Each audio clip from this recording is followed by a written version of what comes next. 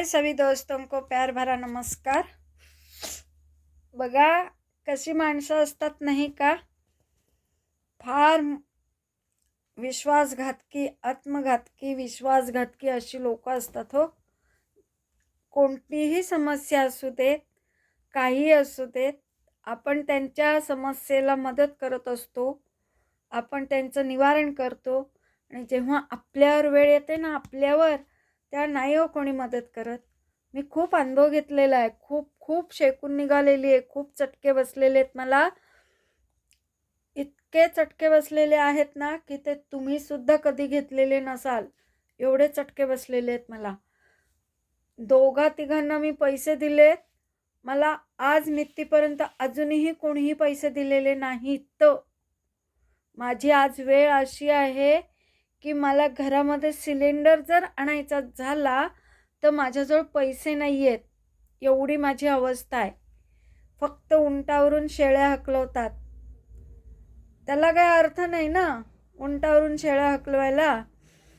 खूप लोक माझा साधेपणाचा, भोळेपणाचा खूप लोकांनी फायदा घेतला आणि कमीत कमी माझे 1,00,000 रुपये बाहेर आहेत। किती? 1,00,000। त्या 1,00,000मध्ये मी आज दागिना केला असता, आज मी माझी वस्तू बनवली असती किंवा इतर काही कारणास्तव ते पैसे अडकवून ठेवले असते। आज माझ्याजवळ 1 रुपया पण शिल्लक नाही। किती लोक फायदा घेतात बघा। बाहेर माझे 1,00,000 रुपये आहेत, अगदी 1,00,000 रुपये। मी एका माणसाला खूप मदत केली, इतकी मदत केलेली आहे, मोबाईलला रिचार्ज, त्याच्या घरी धान्य, त्याला खूप मदत केलेली आहे। रेशन आलं की रेशन दे, गहू आले की गहू दे, मोबाईलला रिचार्ज मार का। औषधाच्या नावावरती त्या माणसाने मला फसवलं आहे। औषधं विकायचा तो माणूस आणि औषधं विकताना माझ्याकडनं पैसे घेऊन जायचा आणि आता सुद्धा त्यांनी माझ्याकडनं एक वर्षभरापूर्वी माझ्याकडनं 4,000 रुपये नेले होते औषधं देतो म्हणून। त्यांनी अजिबात औषध आणूनही दिलं नाही, 1 रुपयाही दिला नाही। मला औषधांची गरज नाही आहे, पण मला पैशांची गरज आहे। त्या माणसाने मला 1 रुपया सुद्धा दिला नाही। इकडे शेजारच्या वाडीमध्ये जातो, त्या कोणाकडे तरी एका बाईला भेटायला, तिथे असतो दिवसभर, तिथे जाऊन भेटतो आणि माझ्याकडे नेहमी येणारा माणूस, म्हणजे काही कारणास्तव मदतीसाठी काही लागलं तर दवाखान्यामध्ये सुद्धा त्यांनी मला खूप मदत केलेली आहे।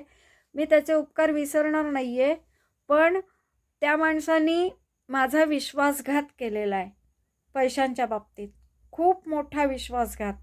म्हणून आपण सर्वांनी सावध राहा। खूप लोक गोड गोड बोलतात, इतकी गोड बोलतात, इतकी गोड बोलतात ना तुमच्या पोटात जातील, इतकी गोड बोलतात। आणि जर तुमचा जर विश्वासघातच करायचा असेल तर तुमच्याकडनं बरोबर पैसे काढून घेणार आणि तुमचा विश्वासघात बरोबर करणार।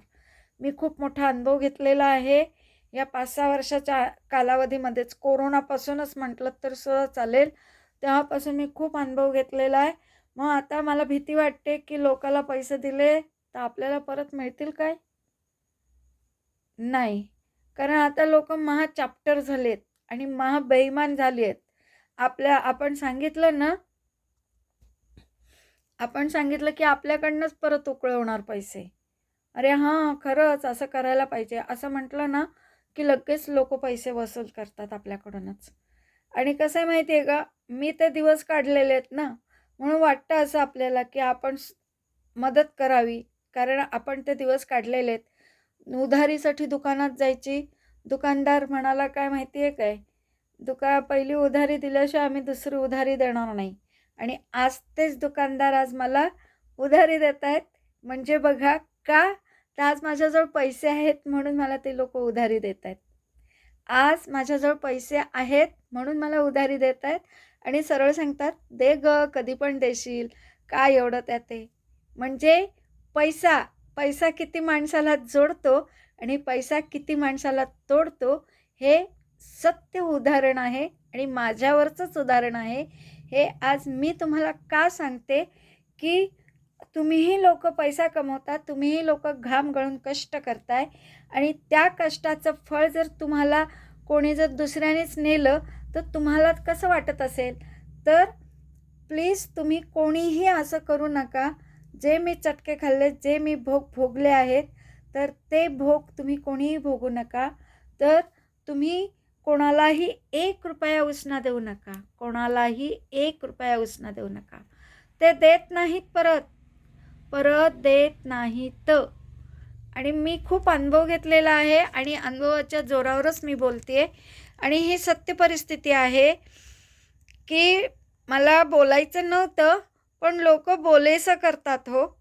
फार बोलेसं करतात. मला मला सहन नाही होत काही गोष्टी. माझा बीपी वाढतो, मग मला टेन्शन येतं. मग एक तर आपल्या घरात कोण नाही आहे आणि आपण जर असं केलं, तर मग कसं होणार ना? म्हणून मी जाऊ दे, मरू दे, लक्ष नाही देत. अशा काही गोष्टींकडे काही लक्ष देत नाही.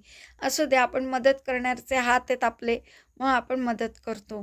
पण त्या मदतीचा लोकं खूप गैरफायदा घेतात. खूप म्हणजे खूपच गैरफायदा घेतात आणि माझा खूप गैरफायदा घेतलेला आहे. तर तुम्ही सगळ्यांनी सावध राहा. तुम्ही सुद्धा सावध राहा, की तुम्हाला कोणी गैरफायदा घेऊ नये तुमचा कोणाचाच. आणि स्वतःच्या कुटुंबासाठी, स्वतःच्या प्रपंचासाठी तुम्ही तुमचे पैसे साठवा. मुलांना मोठं करा, मुलांना शिक्षण द्या, मुलांना चांगले संस्कार द्या, चांगल्या वळणावरती त्यांना चांगल्या ठिकाणी शिक्षणाची सोय करा. एवढंच मला सांगायचं आहे. जय हिंद, जय महाराष्ट्र. आपल्या सर्वांचं खूप खूप धन्यवाद ऐकून घेतल्याबद्दल. तर तसंच तुम्ही माझा हा व्हिडिओ कसा वाटला कमेंट करा, शेअर करा. याबद्दल तुम्हाला खूप खूप मी धन्यवाद देते आत्ताच. नंतर आहेतच धन्यवाद द्यायचे. Thank you so much. माझा व्हिडिओ ब्लॉग बघा आणि मला कमेंट करून सांगा की हा व्हिडिओ तुम्हाला कसा वाटला.